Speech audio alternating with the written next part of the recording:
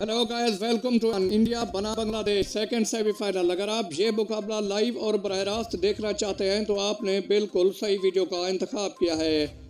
हम आपको ये मुकाबला लाइव और बराह रास्त दिखाएंगे। आपको सिर्फ 2 स्टेप फॉलो कर लेने होंगे। सबसे पहले आपने हमारे चैनल को लाइक करना है। चैनल को लाइक करके सब्सक्राइब कर दें। चैनल को सब्सक्राइब किए बगैर आप ये मुकाबला लाइव और बराह रास्त नहीं देख सकते।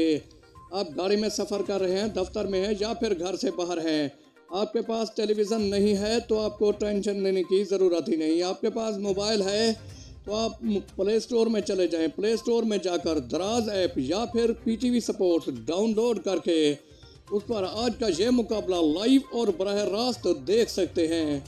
आज का ये मुकाबला कौन सी टीम विन करेगी, हमें कमेंट सेशन में ज़रूर आगाह कीजिएगा।